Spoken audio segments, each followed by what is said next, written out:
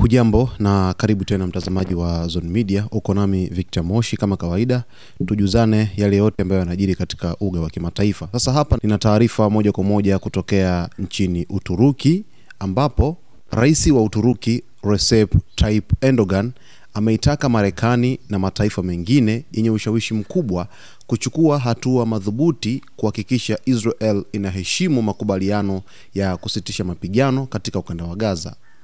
Erdogan amesema hatua hizo zinaweza kujumuisha matumizi ya vikwazo au kusitisha mauzo ya silaha kwa Israel ili kulazimisha utekelezaji wa mkataba huo wa amani. Akizungumza na waandishi wa habari ndani ya ndege yake alipokuwa akirejea kutoka Oman, Erdogan alisisitiza kuwa kundi la Hamas limekuwa likiheshimu masharti ya makubaliano hayo. Gaza ni mtihani kwa ulimwengu wa Kiislamu. Mwenyezi Mungu akipenda tutafaulu mtihani huu kwa mafanikio makubwa na kusimama bega kwa bega na ndugu zetu kwa nguvu zote, alisema Erdogan, akibainisha kuwa Uturuki ipo tayari kutoa msaada wowote utakaohitajika kwa kikosi maalum cha usalama kinachopangwa kuundwa kwa ajili ya Gaza.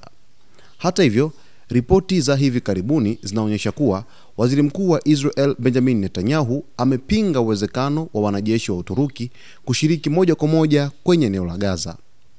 Tangu kuzuka kwa vita vya Israel dhidi ya Gaza, uhusiano kati ya mataifa hayo mawili umedorora kwa kiwango kikubwa. Erdogan amekuwa akitoa matamko makali mara kwa mara akilani hatua za kijeshi za Israel na kuziita ukiukwaji mkubwa wa haki za binadamu. Kauli ya Rais Recep Tayyip Erdogan inafungua ukurasa mwingine katika siasa za Mashariki ya Kati, ikionyesha namna Uturuki inavyojaribu kuendesha nafasi yake kama sauti kuu ya ulimwengu wa Kiislamu. Tangu kuzuka kwa vita vya Gaza, Erdogan amejitokeza kama mmoja wa viongozi wachache wanaopinga waziwazi hatua za Israel, akitumia jukwaa la kidiplomasia na kijamii kuilani Tel Aviv.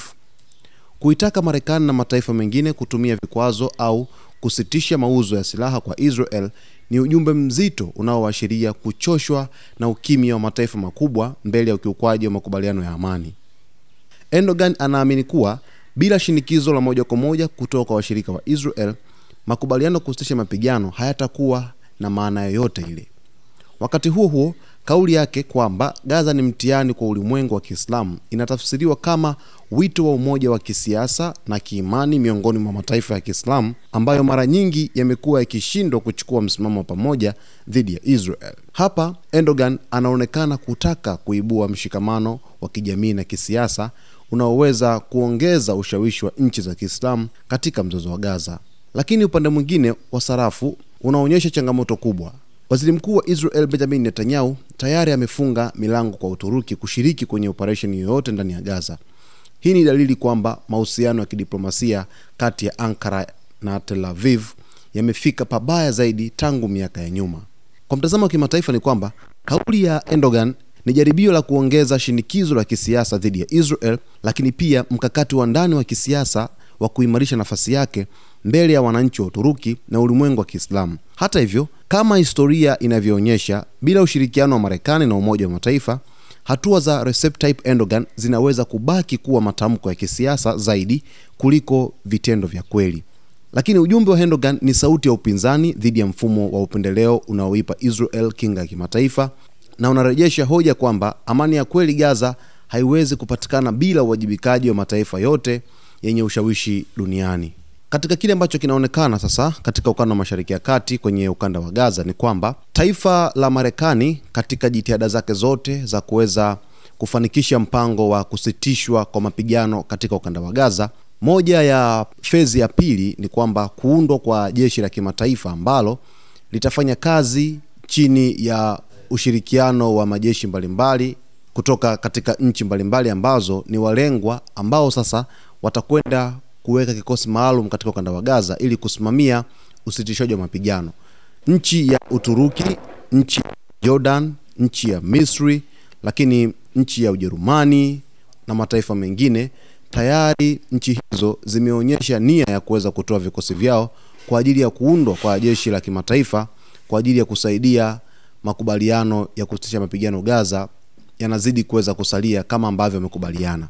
Sasa basi, Waziri mkuu ameonyesha wasiwasi mkubwa kwa nchi ya Uturuki kwamba haipaswi wanajeshi wake kuweza kushiriki moja kwa moja kwenye eneo la Gaza katika jeshi la kimataifa. Kwa nini waziri mkuu wa Israel Benjamin Netanyahu amepata wasiwasi mkubwa dhidi ya jeshi la Uturuki? Kwa sababu amekuwa akiona viongozi mbalimbali wa nchi ya Uturuki wamekuwa wakiilaani Israel dhidi ya kile ambacho amekuwa kikifanya Gaza na kuita kwamba wamevunja makubaliano ya urafiki ambayo kwa muda mrefu taifa la Uturuki pamoja na Israel wamekuwa kwenye mashirikiano ya mambo mbalimbali. Kwa Rais Recep Tayyip Erdogan kuonyesha upande wa Hamas kwamba umekuwa ukiheshimu makubaliano na kwamba uko tayari kuweza kutoa msaada wote Gaza, inaonekana kwamba Uturuki kwa namna moja ama namna nyingine inaunga mkono vitendo vya Hamas katika ukanda wa Mashariki ya Kati, kwenye ukanda wa Gaza. Ndio maana serikali ya waziri mkuu wa Israel Benjamin Netanyahu imeweza kulaani vikali kauli za rais wa Uturuki, lakini vile vile kukataa moja kwa moja kwamba Uturuki haina haki ya kuweza kujiunga katika jeshi la kimataifa kwa ajili ya kuweza kusimamia yale makubaliano kuhusu mapigano ambayo yamefikiwa kwa msaada mkubwa wa Marekani chini ya Rais Donald Trump.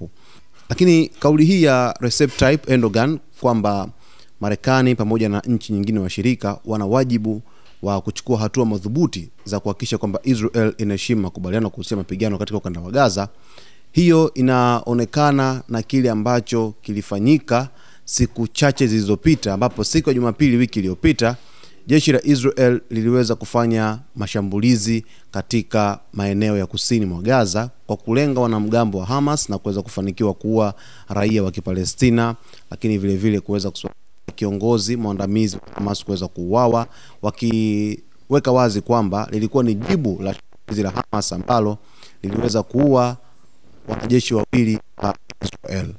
Sasa basi, katika hatua zote madhubuti ambazo zinazidi kuweza kuonekana katika ukanda wa Mashariki ya Kati, zinazidi kuleta wasiwasi mkubwa na tafrani kubwa kutokana na kile ambacho kinaonekana wazi kwamba mataifa mbalimbali yanazidi kuunga mkono Marekani katika mpango wake wa kuweza kutafuta amani katika ukanda wa Gaza. Kuna vingi vinakwenda kutokea katika siku za hivi karibuni, hususani kwenye fezi ya pili ya kusitisha mapigano katika ukanda wa Gaza. Kwa upande wa waziri mkuu wa Israel Benjamin Netanyahu, kupitia kauli hii bado hawajaweza kutoa tamko lolote dhidi ya kauli ambayo imeweza kutoka kwa rais wa Uturuki Recep Tayyip Erdogan, lakini mvutano katika ukanda wa Mashariki ya Kati katika nchi zote ambazo zinazunguka eneo hilo unazidi kuongezeka, huku taifa la Iran likizidi kuilaumu Israel kwa kuweza kuidhinisha mpango wa kuweza kuikalia West Bank na kuichukua yote kwa pamoja na kuweza kuidhinisha nyumba zaidi ya 3,000 kuweza kujengwa katika ukanda wote ule wa West Bank. Mtazamaji wetu, usisahau kusubscribe channel yetu, lakini kulike video zetu, kucomment pamoja na kushare wakati wote. Jina langu naitwa Victor Moshi.